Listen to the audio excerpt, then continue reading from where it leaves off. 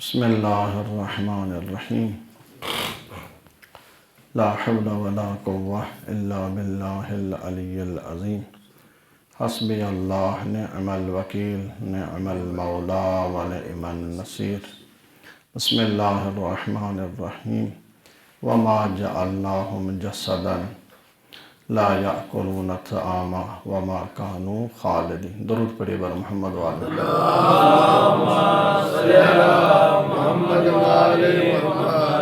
برادران ارجمند واجب الاحترام، میرے بہت نہایت بزرگواران، مسلسل سلسلہ دروس سورہ انبیاء، آج سورہ انبیاء کے 8ویں اور 9ویں آیت کا چوتھا درس آپ کی خدمت اقدس میں پیش کر رہا ہوں۔ عرض کیا تھا کہ مشرکین مکہ نے 4 شک 4 شبہے پیغمبر کے بارے بیان کیے، خدا نے ان کا جواب دیا، 4 نعمتوں کا ذکر ہوا، جو اس نعمتوں کو انجام نہیں دے گا تو وہ نعمتیں عذاب میں بدل جائیں گی۔ ان کا مفصل میں دوبارہ تکرار نہیں کرنا چاہتا، بیان کر چکا ہوں۔ یہاں تک ہماری بات پہنچی کہ کیا کریں کہ خدا کی نصرت اور مدد ہمارے شامل حال ہو، کیونکہ اس 2 آیے کا عنوان ہم نے جو دیا ہوا ہے مدد اور نصرت الہی۔ کیوں خدا نے جب انبیاء کی قوم کو غرق کیا تو خدا نے کیا کیا؟ فَاسْتَجَبْنَا لَهُمْ وَمَعَ الَّذِينَ آمَنُوا، میں اللہ نے اپنے انبیاء کو بھی نجات دی اور جو ان کے ایمان لے سادے اس کو بھی میں نے نجات دی۔ باقی سب غرق ہو گئے لیکن خدا نے اپنے انبیاء کو کیا دی؟ نجات دی، اور ان لوگوں کو جنہوں نے ان کی پیروی کی ان کی بھی کیا ہے؟ مدد کی، نصرت کی۔ اب آئیے ہمیں بھی اللہ کی مدد نصرت چاہیے۔ آپ کو چاہیے نہیں چاہیے؟ جو سو رہے ہیں لگتا ہے ان کو نہیں چاہیے۔ ہاں، مطلب ہے ہمیں بھی خدا کی مدد اور نصرت چاہیے۔ خدا کی نصرت مدد کے بغیر ہم نہیں رہ سکتے۔ کیا کریں کہ خدا کی مدد نصرت ہمارے شامل حال ہو، خدا ہماری مدد کرے؟ اس کے 6 طریقے یا 6 چیزیں ہیں، ان کو اگر آپ انجام دیں گے تو خدا تمہاری مدد کرے گا۔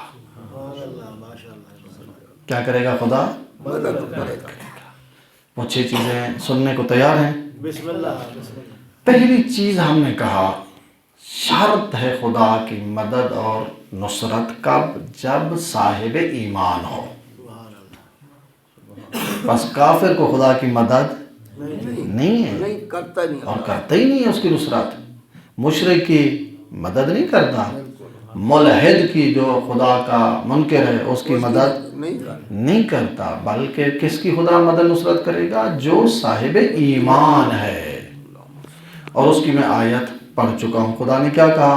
وَكَانَ عَلَيْنَا حَقًّا نَصْرُ الْمُؤْمِنِينَ، مجھ خدا پر واجب ہے کہ میں مومنین کی کیا کروں؟ مدد کروں۔ مجھ خدا کی واجب ہے کہ ان کی مدد کروں، مومنین کی۔ پس یہاں پہ ایمان شرط ہے، ایمان والوں کی خدا کیا کرے گا؟ مدد کرے گا۔ دوسری چیز، فقط خالی ایمان بھی کافی نہیں ہے خدا کی مدد کے لیے۔ خدا کی نصرت چاہیے تو خالی ایمان بھی کافی نہیں، بلکہ ایمان کے ساتھ اور چیزیں بھی ضروری ہیں۔ ایمان تو پہلی سیڑھی ہوگی نا، جب آپ چھت پہ جاتے ہیں نا تو پہلا سٹیپ آپ کا کیا ہوتا ہے؟ پہلا قدم سیڑھی کا ہوتا ہے، پھر دوسرا، تیسرا، آخر میں منزل مقصود تک پہنچ جاتے ہیں۔ تو ایمان ہے شرط اور پہلی سیڑھی، پہلا سٹیپ، تاکہ تم آگے والی منزل طے کرو۔ بس ایمان کیا ہو گیا؟ جو چیز پہلا سٹیپ ہوتا ہے نا جس چیز کا، وہ مہم ہوتا ہے، بنیاد ہے وہ۔ گھر کی جب آپ چھت لگاتے ہیں کب لگاتے ہیں؟ جب بنیاد دیواریں بنی ہوئی ہوں۔ اگر دیوار نہ ہو تو آپ چھت لگائیں گے؟ نہیں لگائیں گے۔ لہذا چھت اس وقت لگے گی جب گھر کی دیواریں بنے. تو آپ کی ایک دیوار ہے جس دیوار کا نام ایمان ہے.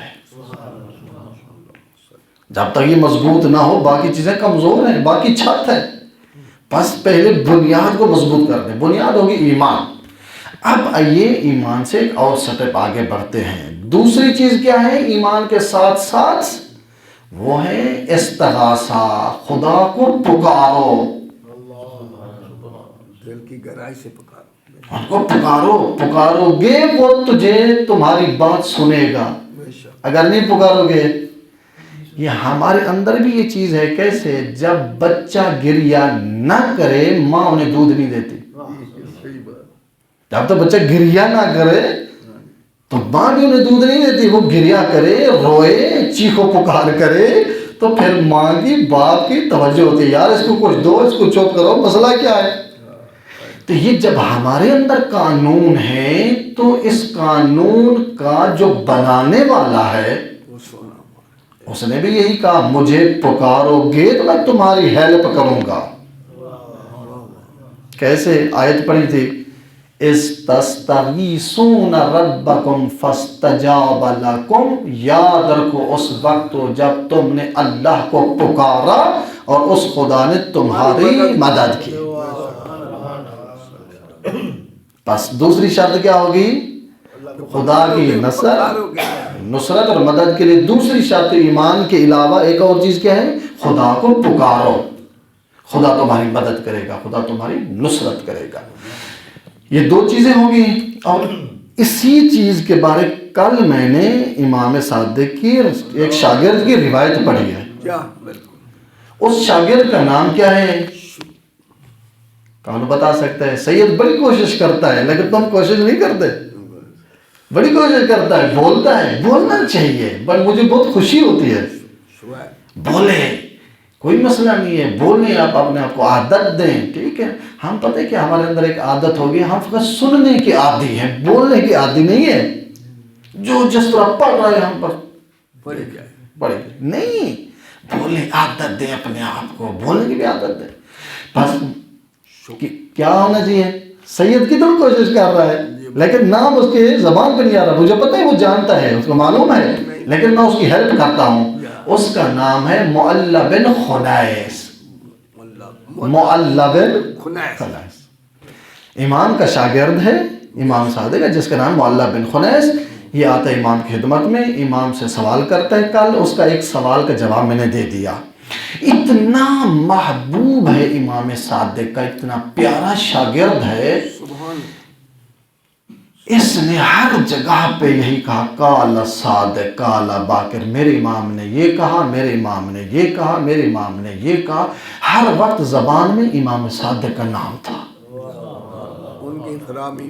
ان کے فرامین پڑھتا تھا. لیکن دشمن اہل بیت کو یہ پسند نہیں آئی. ایک مدینے کا والی ہے، حاکم ہے، جس کا نام ہے داؤد بن علی. داؤد بن علی امام صادق کے دور کا ہے. تو یہ مدینے کے کیا تھا؟ حاکم تھا، لیڈر تھا، جس کا نام ہے داؤد بن علی. انہوں نے دیکھا یار میں تو بڑی کوشش کر رہا ہوں اس خاندان کو مٹانے کی، یہ ایک ملا ہے، یہ نہیں ہمیں چھوڑ رہا. جو گلی گلی کوچے جگہ ہر جگہ پہ 4 بندے کو بٹھا کے کہتا ہوں میرے ساتھ بیٹھو، میں آپ کے امام صادق کا فرمان سناؤں. یہ تو ہر جگہ ہمارا ستیہ ناش کر رہا ہے. ہم محنت کر رہے ہیں بھی مٹاؤ اس خاندان کو، ان کا کوئی فرمین باقی نہ ہو، ان کی کوئی حدیث باقی نہ ہو. یہ تو بچوں کو جمع کرتا ہے، اکٹھا کرتا ہے، گلی کوچے میں جو بھی اس کو مل جاتا ہے. کہتا ہے پہلی طرح میری بات سن، میرے امام نے یہ کہا آپ کو یہ کرنا چاہیے. یہ تو ان کی تبلیغ کر رہا ہے. کیا کیا؟ اسی محبت امام صادق میں اس کو پکڑا، گرفتار کیا اور اس کو پھانسی پہ لٹکا دیا. قتل کر دیا امام کے اس شاگرد کو، اس معلّ بن خنیس کو. ایک امام کا غلام ہے، اس کا نام کیا ہے؟ معتب. امام صادق کا غلام ہے جس کا نام ہے معتب. یہ کہتا ہے جب خبر امام صادق کو پہنچی اپنے شاگرد کی کہ آپ کے شاگرد کو اس حاکم نے قتل کر دیا ہے، کہتا ہے میں اللہ کو گواہ بنا کر کہتا ہوں پوری رات صادق آل محمد سوئے نہیں، روتے رہے، پوری رات روتے رہے امام صادق۔ ہمیں بھی ایسا ہونا چاہیے، نہیں ہونا چاہیے؟ بس ہم اتنا معیار بلند کریں جو وقت کا امام ہماری موت پہ گریہ کرے، روئے، ہم اپنا معیار اتنا بلند کریں کہ وقت کا ولی گریہ کرے ہماری موت پہ۔ سر ایسا ممکن ہے؟ ہاں ممکن ہے، یہ بھی تو انسان تھے نا، یہ جو شاگرد تھے امام کے انسان تھے، آپ اور میری طرح تھے، انہوں نے اپنا معیار اتنا بلند کیا کہ وقت کے ولی، امام، خلیفۃ اللہ، ہادی، لیڈر، رہبر، حجت خدا پوری رات رو رہا ہے۔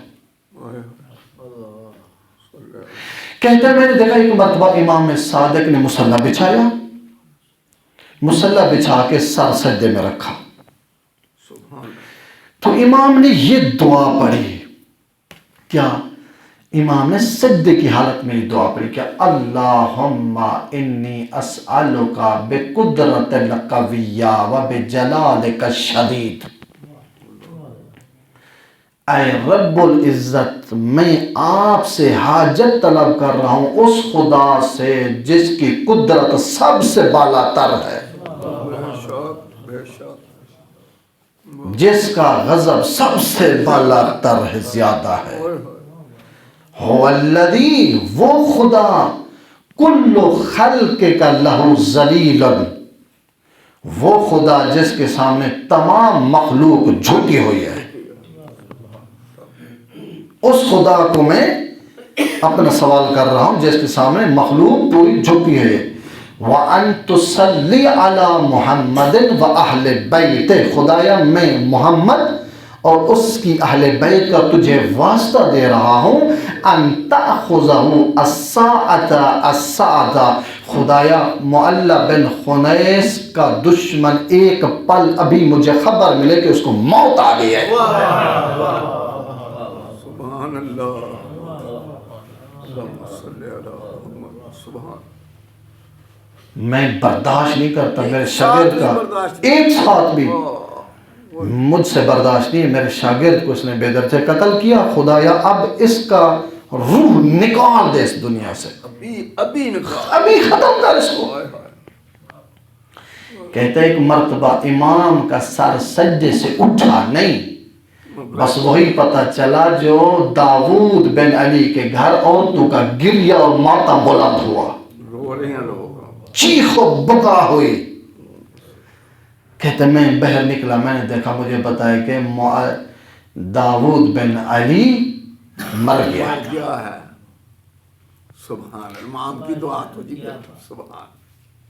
کہتا ہے میں روتا ہوا آیا، میں نے قدموں پہ ہاتھ رکھا، میں نے کہا ولی خدا میں مان لیا ہے آپ کو، حجت خدا میں جو تیرے دروازے پہ صحیح جھکا ہے تم نے اس کا بدلہ کیسے لیا؟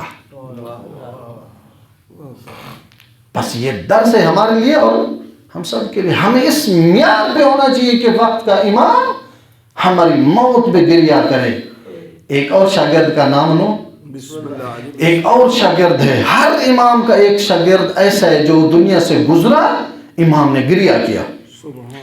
ایک اور شاگرد ہے جس کا نام ہے شیخ مفید، ہاں جی، ان کا نام سنا ہے جی، سنا ہے نام؟ جی بے شک، عظیم عالم ہے، عظیم برجستہ عالم ہے۔ کہتا ہے ایک مرتبہ میں رات میں سویا، خواب دیکھا، میں نے دیکھا حضرت زہرا چادر پہنی ہوئی ہے، دائیں بے حسن حسین ہے، تو مجھے کہتے ہیں یا شیخ علمہما الفقہ، شیخ مفید اٹھو میرے حسن حسین کو فقہ یاد دو۔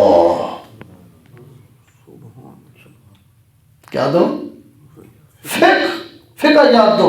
کہتا ہے میں بیتابی سے تڑپ کے اٹھا ہوں، میں نے کہا میں کہاں، حسن حسین کہاں، یہ میں تو کیسے؟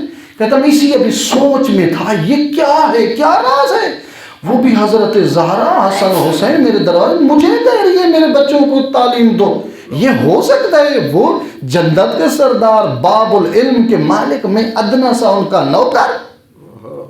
تم مجھے بی بی یہ کہیں؟ کہتے اسی کشمکش میں پورا دن تڑپ رہا تھا میں. کہتے اتنے میں میرے گھر کا دروازے کا دکل باب ہوا. دکل باب ہوا. کہتا میں نے دروازے کو دیکھا، ایک مستور ہے، کالی چادر پہنی ہوئی ہے، 2 بچے ساتھ ہیں. تو مجھے کہتی ہے شیخ مفید یہ میرا سید مرتضیٰ، یہ میرا سید رضی.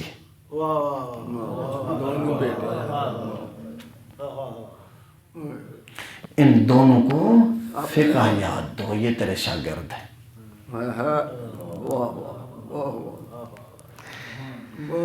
کہتا ہے میں اتنا گریہ کیا. میں نے کہا بی بی دو عالم، میں تو تیرے گھر کا نہیں. میں نے کہا یہ 2 بھائی سید مرتضیٰ اور سید رضی. سید رضی کون ہے؟ جس کی نہج البلاغہ آپ کے ہاتھ میں ہے، جس نے نہج البلاغہ کو لکھا. یہ شیخ مفید کا شاگرد ہے. یہ کون تھے شیخ مفید؟ جب شیخ مفید اس دنیا سے گزرا، اب سننا، کیونکہ امام نے، ہر امام نے اپنے شاگرد کے موت پہ گریہ کیا. جب شیخ مفید اس دنیا سے گزرے، امام زمانہ کا ندبہ ہے، گریہ ہے، فریاد ہے. 12ویں سرکار کا، امام زمان کا، کیونکہ امام زمان کے دور کا ہے شیخ مفید. جب یہ دنیا سے گزرے، کیا جملہ ہے؟ لا صوت الناہی بفقدک انہو یوم علی آل الرسول عظیم. کون کہا ہے؟ امام زمان شیخ مفید کی موت پہ، جنازے پہ کہہ رہا ہے. کہتا ہے میں کاش اس کی آواز نہ سنتا جو تیری موت کی خبر لے کر آیا ہے. کاش میں یہ آواز نہ سنتا، موت کی خبر ہی نہ سنتا ہے، یہ موت کی خبر ہی نہ سنتا آپ کی. کیوں؟ یوم علی آل الرسول عظیم، تیری موت آل محمد کو بہت بڑا نقصان پہنچایا ہے. تیری موت نے ہم آل محمد کی کمر توڑ دی ہے. کون ہے شیخ مفید؟ بہت بڑی اللہ شخصیت ہے، جس کے جنازے پہ امام زمان نے ماتم کیا، گریہ کیا کہ کوئی مجھے تیری موت کی خبر نہ دیتا. کاش، کیوں تیری موت ہم آل محمد کی کمر توڑ دی ہے. قابل تلافی نقصان بھی نہیں. آگے کیا کہا؟ ایک اور جملہ کہا ان کنت قد غیبت جد السرا فالعدل والتوحید فیک مقیم. کہتا ہے وہ مٹی کون سی مٹی ہے جس مٹی میں تیرا مقدس چہرہ داخل ہوگا؟ کون سی مٹی ہے جس مٹی میں تو دفن ہوگا؟ کیا کہا؟ فالعدل والتوحید فیک مقیم. شیخ مفید تیرے دفن ہونے کے ساتھ ساتھ عدالت بھی دفن ہو رہی ہے، توحید بھی دفن ہو رہی ہے. کون کہہ رہا ہے؟ بس ہمیں ایسا بننا چاہیے جو وقت کا ولی آپ کی موت پہ گریہ کرے، اس کو پتہ چلے میرا نقصان ہوا ہے. بس کیا ہوا؟ بات یہاں کہ استغاثہ دوسری شرط ہے ایمان پر. تیسری شرط مہم جو ہے، خدا کی اگر مدد اور نصرت تجھے چاہیے، پہلی شرط ایمان، پھر خدا تمہاری مدد کرے گا، نصرت کرے گا. دوسرا خدا کو پکارو، پھر خدا تمہاری مدد کرے گا. تیسری چیز کیا ہے؟ تیسری ہے تقوی اختیار کرو. والعاقبۃ للمتقین، عاقبت کامیابی متقین لوگوں کے لیے ہے. اگر تم تقوی اختیار کرو گے، متقی بنو گے، خدا کیا کرے گا؟ تمہاری مدد اور نصرت کرے گا. اگر تمہارا تقوی نہیں ہے نا، تقوی کہتے ہیں پرہیزگاری کو. کیا یعنی؟ خدا کے واجبات کی ادائیگی اور جن چیزوں سے خدا نے روکا ہے روک جانے کا نام تقویٰ ہے۔ خدا نے کس چیزوں کا ہمیں حکم دیا؟ ان کو انجام دو، جن سے روکا ہے اس سے رک جو، اسی کا نام تقویٰ ہے۔ پس کیا کرو؟ والعاقبۃ للمتقین، خدا ان کی مدد کرتا ہے، ان کی نصرت کرتا ہے جو صاحبان تقویٰ ہیں، خدا مدد کرے گا۔ اب آئیے، ایک شخص آتا ہے امام حسن کی خدمت میں، بہت عظیم،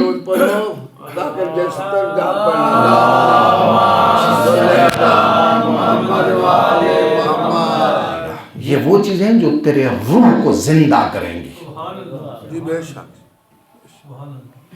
جو تیرے تقوی کو بلند کریں گی، تیرا مقام اور قرب خدا کے ہاں پہنچائے گی۔ یہ وہ چیزیں میں بیان کر رہا ہوں۔ ایک شخص آتا ہے امام کی خدمت میں، کہتا ہے یہ کون سا تھے؟ کون للحسن ابن علی صدیقون، امام کا ایسا خاص یہ شاگرد اور دوست تھا۔ دیکھیں آپ کے بھی دوست ہوں گے نا، دوست ایک کیٹیگری ہے۔ ہاں جی بالکل جی۔ مثلا ایک دوست ہے آپ سلام کرتے ہیں اس کے بعد خدا حافظ، ایک دوست ہے جو بہت آپ کے نزدیک ہے، قریب ہے، حتیٰ کہ آپ اپنے راز ان کو بتاتے ہیں، وہ اتنا آپ کے قریب ہے۔ یہ شخص اتنا امام کے قریب تھا جو اس کا روایت میں لفظ صدیق استعمال ہوا ہے، کہ اتنا قریب، اتنا دوست امام کا، ہر وقت امام کے ساتھ اٹھتا بیٹھتا تھا۔ واہ جی۔ ایک مرتبہ فجاءہ یومن، یہ آتا ہے امام کی خدمت میں، زیارت کے لیے آتا ہے، ملتا ہے، تو امام اس سے پوچھتے ہیں کیف اصبحت، آج آپ کا دن کیسے گزرا، کیسے گزرا آج آپ کا دن؟ تو کہتا ہے یابن رسول اللہ اصبحت بخلاف ما احب وَيُحِبُّ اللَّهُ وَيُحِبُّ الشَّيْطَانِ۔ بڑی عجیب روایت ہے، کہتا ہے فرزند رسول آج کا دن میرا جو گزرا ہے نا، جو چیز میں چاہتا تھا ویسا نہیں گزرا، جو میں چاہتا تھا ویسا نہیں گزرا، اور جیسے خدا چاہتا تھا ویسے بھی نہیں گزرا، اور جیسے شیطان چاہتا تھا ویسے بھی نہیں گزرا۔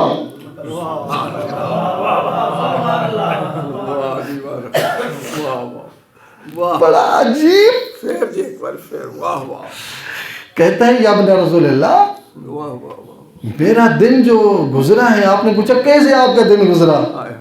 مولا جیسے میں چاہتا تھا ویسے بھی نہیں گزرا،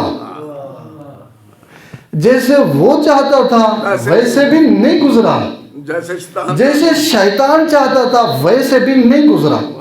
اب جب یہ جملہ کہا نا وَضَحِكَ الْحَسَنُ، امام حسن مسکرانے لگ گئے، جیسا آپ مسکرانے لگ گئے، امام حسن کیا مسکرانے لگ گئے اس کی بات پہ۔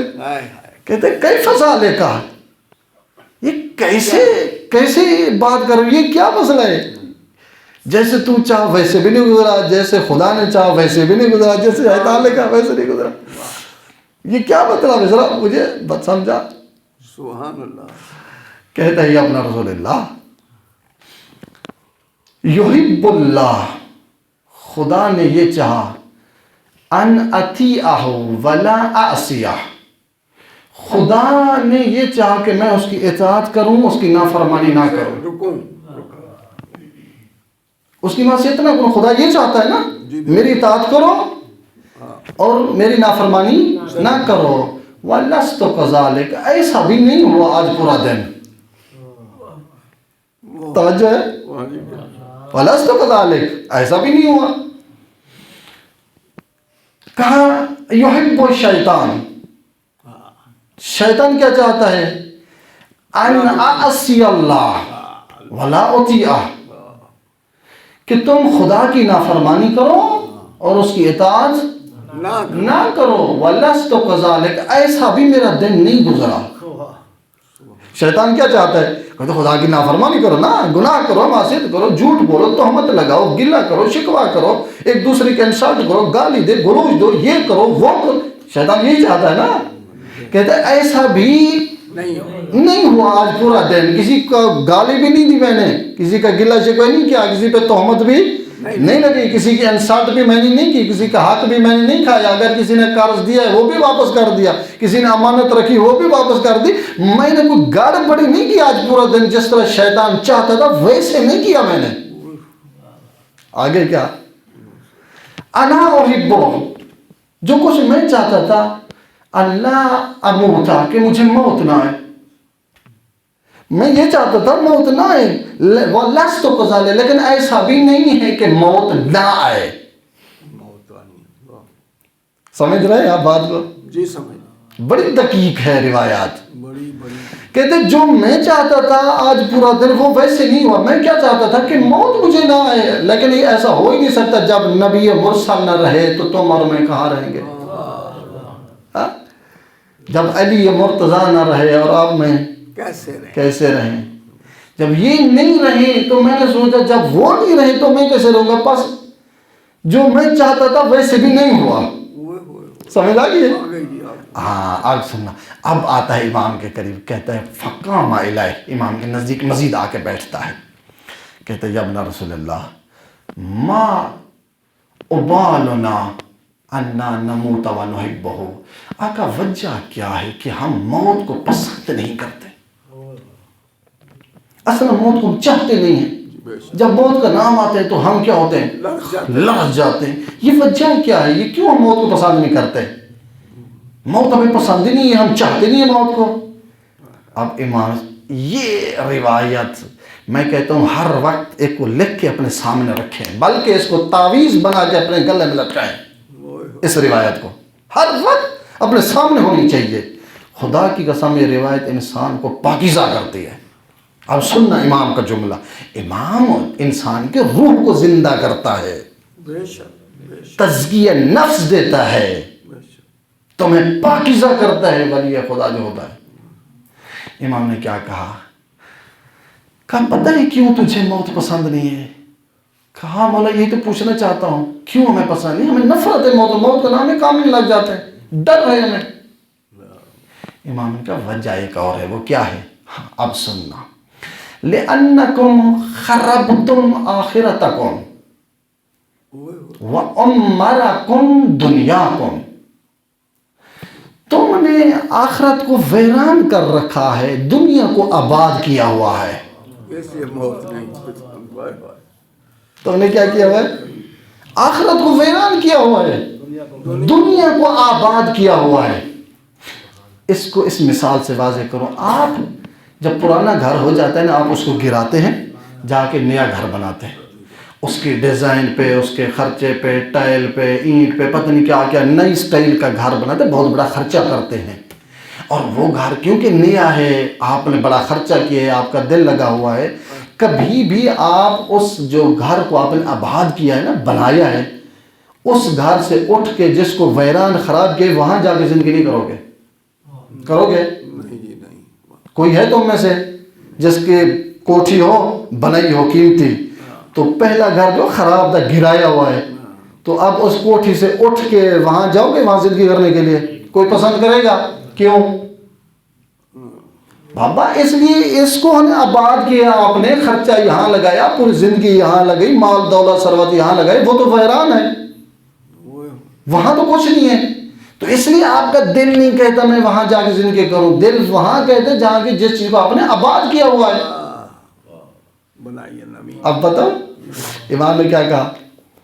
کیوں تجھے موت پسند نہیں ہے؟ کیونکہ تم نے آخرت کو ویران کیا ہوا ہے، تم نے دنیا کو آباد کیا ہے.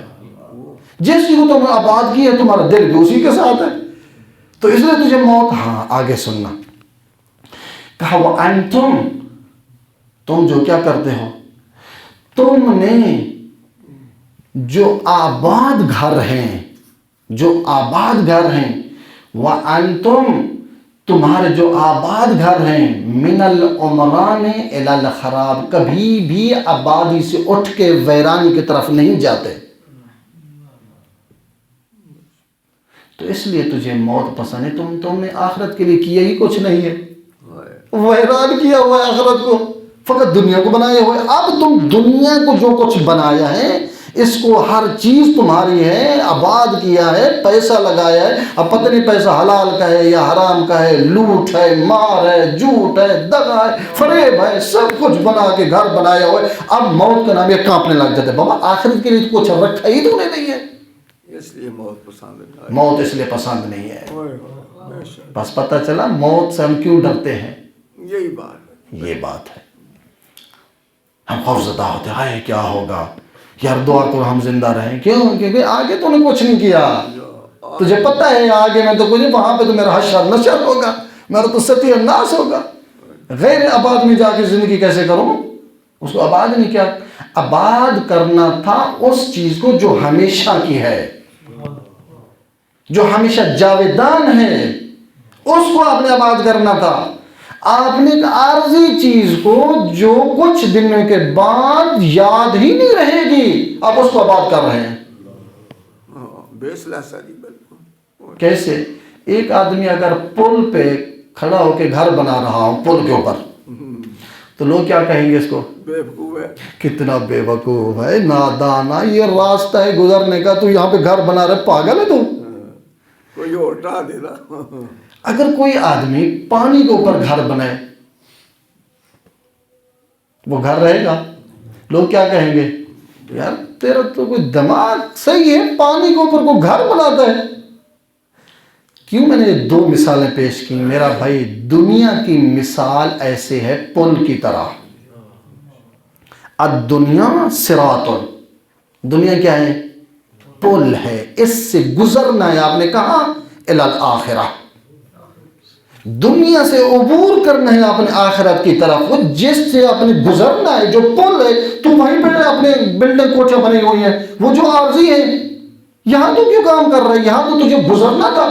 ایک منٹ. اسی طرح ہمارے یہاں تعلیمی نفسیات میں ہے کہ ایک انسان ریلوے اسٹیشن پر کھڑا ہے, اس بلڈنگ کو دیکھ کر اسی پر سے دل لگاتا ہے, ٹرین آتی ہے گزر جاتی, وہ بھی چلا جاتا ہے.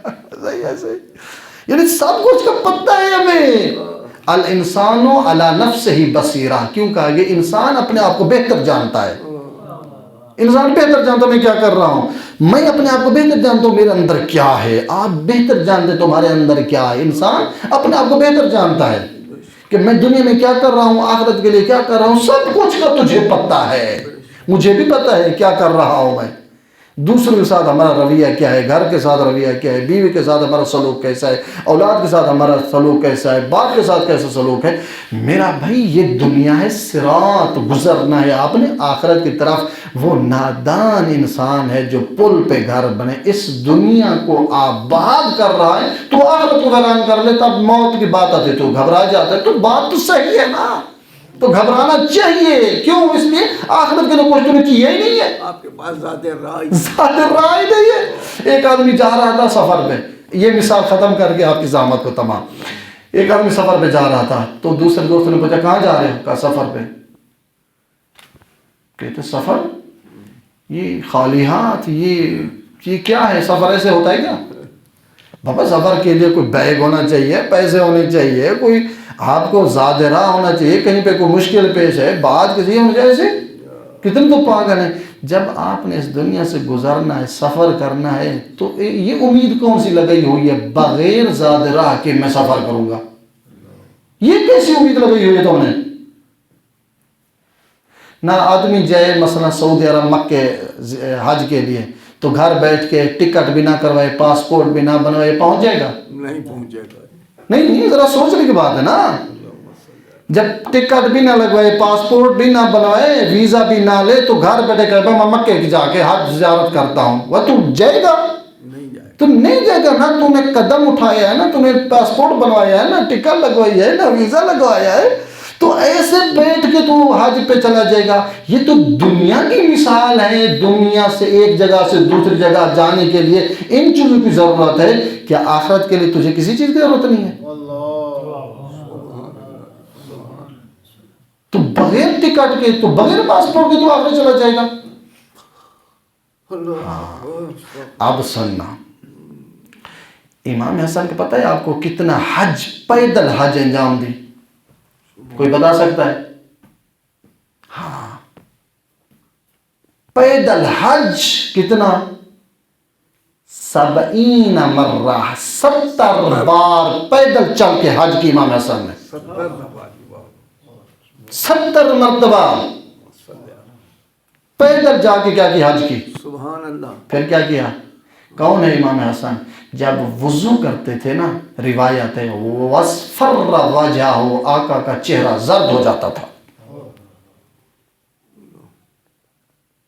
کیا آگے کیا؟ فقط چہرہ زرد نہیں ہوتا تھا، آقا کا بدن کانپنے لگ جاتا تھا، تھر تھراہٹ سی بدن میں۔ راوی نے کہا حجت خدا کی وجہ کیا ہے؟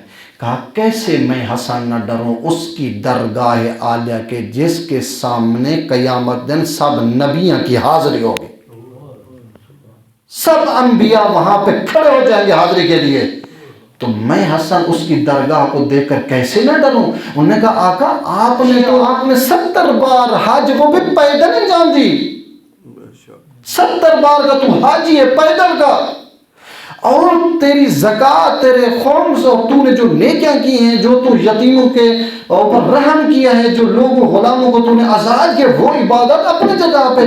آقا جب تجھ جیسا متقی کا یہ حال ہے، ہم بیچاروں کا کیا حال ہوگا؟ یہ اپنے آپ کو دھوکہ نہ دو کہ بغیر اعمال کے ہم جنت جائیں گے، یہ دھوکہ ہے۔